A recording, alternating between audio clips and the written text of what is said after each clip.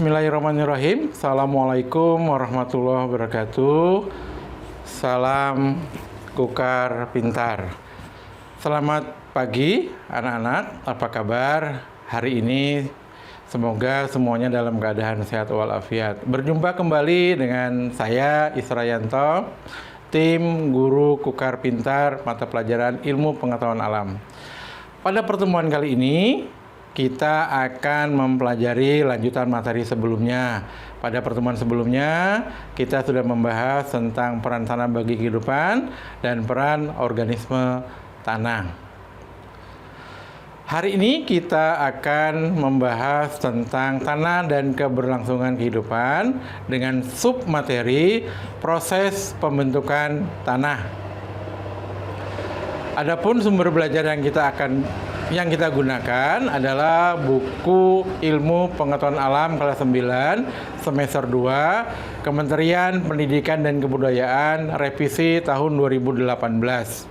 Tujuan pembelajaran kita hari ini diharapkan setelah kegiatan pembelajaran selesai, kalian dapat satu, menganalisis proses pembentukan dan faktor-faktor yang mempengaruhinya. Kedua, menganalisis keterkaitan antara karakteristik tanah dengan lapisan-lapisan tanah. Yang ketiga, merumuskan ide untuk menentukan lapisan tanah yang baik untuk tanaman. Tanah sangat penting bagi kehidupan dan organisme yang ada di dalamnya. Baik untuk mempelajari proses pembentukan tanah, silakan perhatikan gambar berikut. Yang pertama, kita lihat tanah humus. Yang kedua, tanah bebatuan. Yang ketiga, tanah bebatuan di pantai. Yang keempat, tanah bebatuan di pegunungan, dan yang kelima adalah gambar tanah di dalam gua yang menghasilkan stalaktit.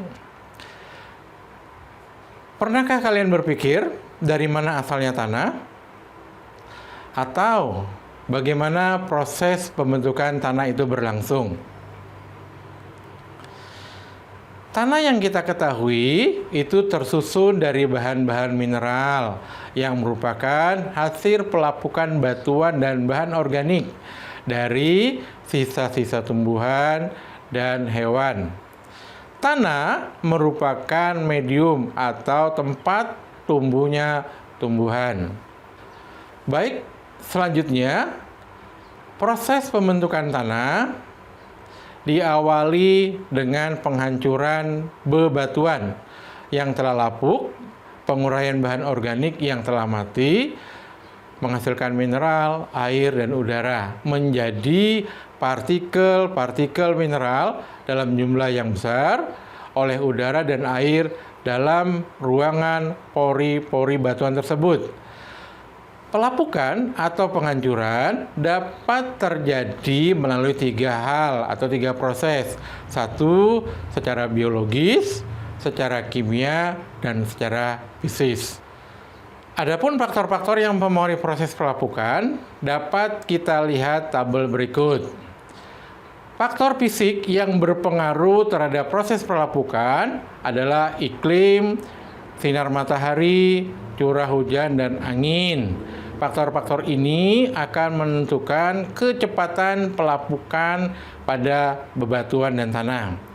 Faktor biologis antara lain dipengaruhi oleh besar atau banyak sedikitnya tumbuhan lumut. Aktivitas lumut akan menyebabkan bebatuan menjadi tanah-tanah atau butiran-butiran tanah. Juga aktivitas yang dilakukan oleh mikroorganisme tanah. Faktor kimia, pelapukan dapat disebabkan oleh air atau aliran air, termasuk di dalamnya perubahan kimia. Di samping faktor pelapukan sebagai tahapan dalam proses pembentukan tanah yang sudah kita pelajari tadi, ada 3 hal yang berpengaruh, ada faktor fisika, ada faktor biologis, dan ada faktor kimia. Proses pembentukan tanah juga dapat dipengaruhi oleh faktor lain. Faktor-faktor itu antara lain tipe batuan, topografi, dan waktu penghancuran bebatuan. Baik, yang pertama, tipe batuan. Ini mengacu pada bahan organik atau bahan mineral yang terdapat di dalam tanah. Tanah akan membawa karakteristik bahan induknya seperti warna, tekstur, komposisi mineral tanah, dan sebagainya. Faktor yang kedua yang berpengaruh terhadap proses pembentukan tanah adalah topografi atau kemiringan. Ini mengacu pada posisi landscape dan lereng yang dimilikinya. Lereng yang curam dan panjang berarti air akan turun lebih cepat dan berpotensi mengikis permukaan lereng. Efeknya adalah tanah yang buruk di lereng dan endapan yang lebih kaya di kaki gunung atau kaki lereng. Selain itu, lereng dapat terkena sinar matahari lebih langsung yang dapat mengeringkan kelembapan tanah dan membuat tanah menjadi kurang subur. Faktor terakhir yang dapat mempengaruhi proses pembentukan tanah selain bebatuan dan topografi adalah waktu.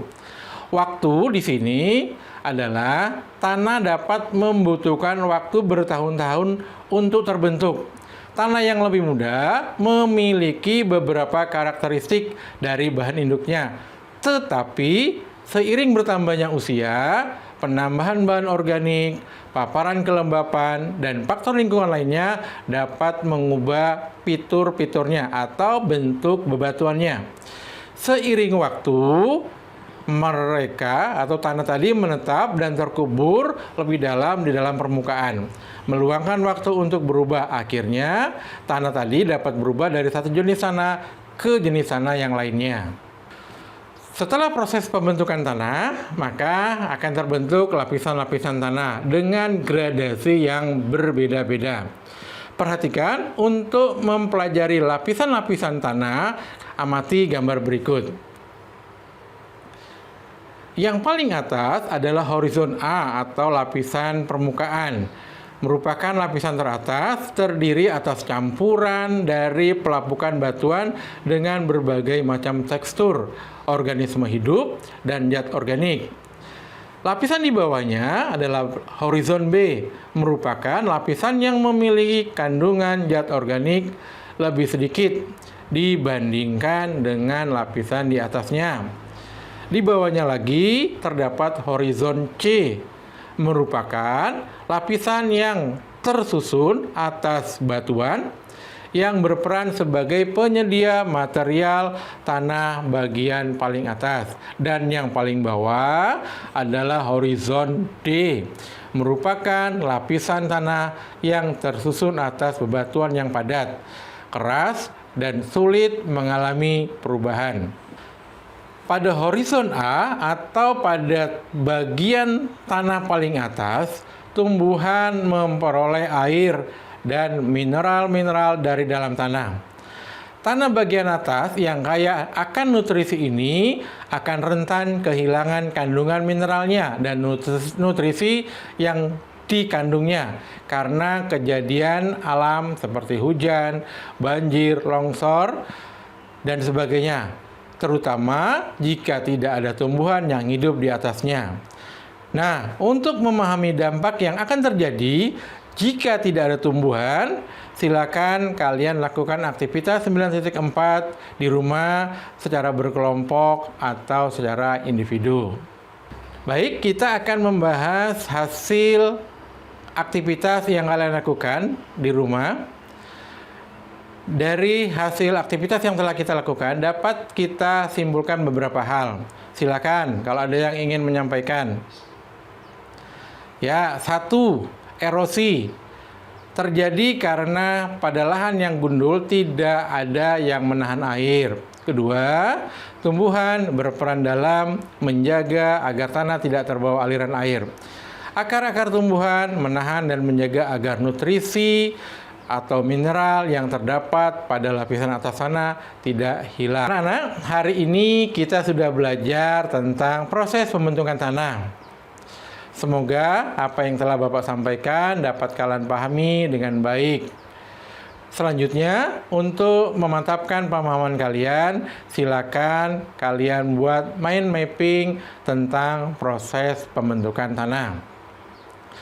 Untuk pertemuan selanjutnya, Bapak minta silakan kalian pelajari komponen tanah dan upaya menjaga kelestarian tanah.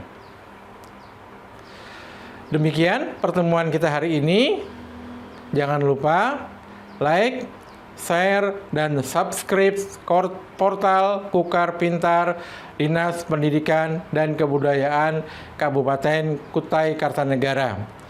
Assalamualaikum warahmatullahi wabarakatuh. Salam Kukar Pintar.